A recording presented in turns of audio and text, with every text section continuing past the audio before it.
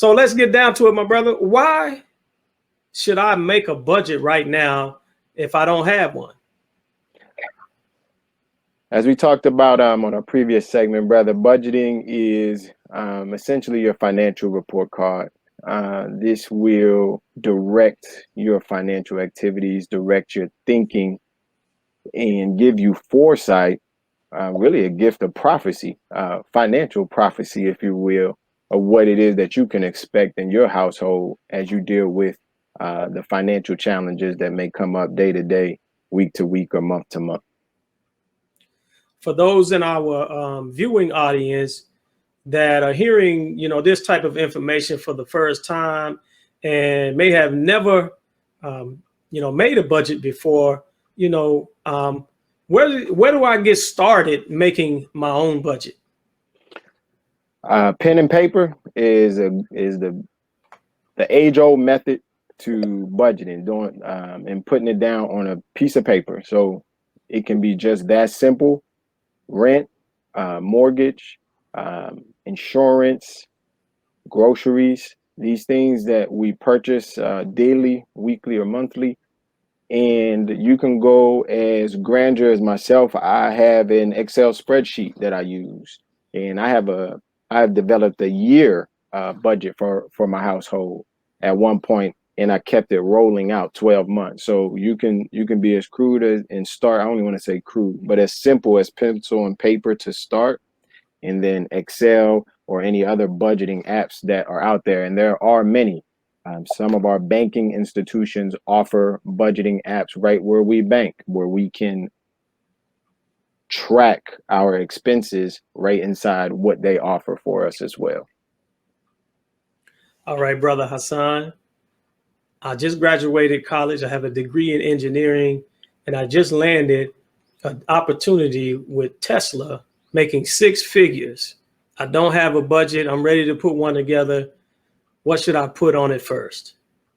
Yes, sir. Well, congratulations, dear brother. And I would say, it's not how much we make, and that's what the budget helps us do, so that we are living below our means, whether we make 6 figures or 1 figure.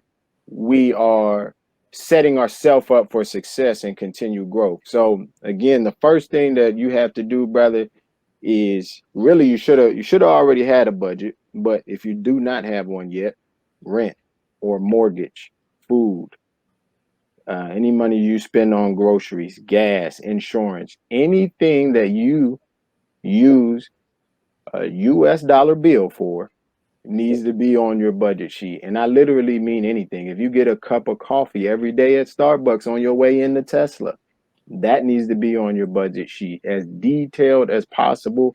Try to categorize and separate everything out as best as you can, because this is like your dossier, your financial dossier that you're going to use to help maneuver you into the future. Saving, if you're going to save, put that on there.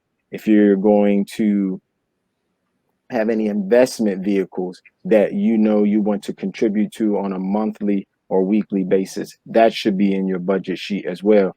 And any future plans that you may want to take up, if you want to get a larger home, that can be in a future budget section. So you'll have your current budget section, and then what you would like your future budget to look like. So, Brother Hassan, should I concentrate on daily expenses, or should I do daily, monthly, or annual expenses? How should I do that? Weekly, annually, daily? So budgets are rolled up. So in the financial world, they have what they call like a forecast roll up. So your household is your business. The Most Honorable Elijah Muhammad teaches us that business is the activity of life. So managing your house like a business. So we're going to use a lot of these financial terms because we really have to understand that that's what we're doing. So you can start daily and then roll those up to a monthly budget. At a minimum, we would like to have all of the numbers roll up monthly. So if you buy a Starbucks every day and it's $10, no exaggeration, in a lot of places it's almost 10. So we're just going to round up. So that's 5 days a week, that's $50 a week. For approximately 4 weeks in a month, you're looking at $200 a month on Starbucks if you purchase that $10 Starbucks every day. So you can start weekly when you're on, or sorry, you can start daily on pencil and paper to help you roll up to the monthly level. But at a minimum, we want to get all of those figures up to the monthly level. So after I get a budget, I'm looking at this budget and I'm getting in the process of doing that. How will this guide or affect my thinking and my decision making? So as we, you have a nice 6-figure income. So that's not maybe what I have. So I'm a bring it down to my level, right? I may be only at the 4 or 5 level figure income. So a monthly budget, once we itemize all of those items on there, if my expenses for the month, say, is $3,000, and my income, because you're also itemizing what it is you bring into your household, is $2,800 a month, then I know at the beginning of the month, I have a shortfall. So I have 30 days now. If I know this on the first, then I'm a profit. I can see that by the time I get to the 30th, I'm gonna be $200 short. So I need to make approximately $6 a day before the end of the month to close the gap.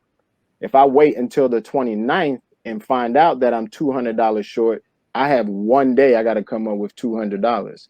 So the budgeting organizes our affairs for the month so that we can stay what they call in the black. When you're profitable or you have extra money at the end of the month, you're in the black. When you have a deficit, meaning you need additional money to pay those bills, you're in the red. So that budget is going to, maybe, you're $200 short, no Starbucks this month, right? That Starbucks was $200 for the month. So you'll have to sacrifice that and get the free coffee that they give in the lunch break room with that little powder creamer. Brother Hassan, I'm happy that you mentioned the 2 variations in budget, because a lot of people think that we'll be okay if we just make more money, but without realizing that the spending habits and the mindset that we have as it relates to finances follow and they're magnified when we make more money. And so we find ourselves just as broke when we make more money if we don't change the way we do, we don't change the way we spend, and if we don't govern our finances properly. So I'm glad that you made that particular point, because quite often more money will get us, as Biggie said, more problems. Yes, sir. So this next question, now that I have a solid, profitable budget, what's next? So what's next from here, dear brother, is really in the eye of the one whom's budget it is. But if I have a simple answer, is growth. We all want to, right? God tells us to be fruitful and multiply, and that doesn't necessarily just with our, our families and our children, but that is with our minds, our beings, what it is that He blesses us to acquire in this life, and how we share that out with the rest of the world. So now you can, if you have an idea to invest in a business, you can see how much money you have now at the end of the month that you can leverage that cash flow. And there are techniques to do that, where you can leverage $500 a month into 5,000 or 10,000 lump sum. You can just simply save that money up until you get enough cash. You can invest, like I said, in your mind, if you want to go to school and it's going to cost a certain amount for a certificate. So really what your heart's desire is, what your purpose is, you can see how soon you can accomplish that thing with what you have left over or extra at the end of the month. Wow, thank you, Brother Charles. We appreciate that that information about finances on this wonderful, wonderful Friday. We're honored to have you, and we hope and pray that we can have you back as a guest. Thank you for coming all the way from Phoenix, Arizona, Brother Hassan Muhammad. Thank you, Brother Charles, with How to Eat to Live. Thank you, Student Minister Darrell Muhammad, all the way from Macon, Georgia. Thank you for joining us today and tuning in to National Network View News. Please share your thoughts with us in the comment section below. Follow us on social media at NNV News, and please subscribe to our YouTube channel, NNV News. This is Robert Muhammad with National Network View News. Be a part of the force that powers truth in journalism. Go to nnvnews.com/donate.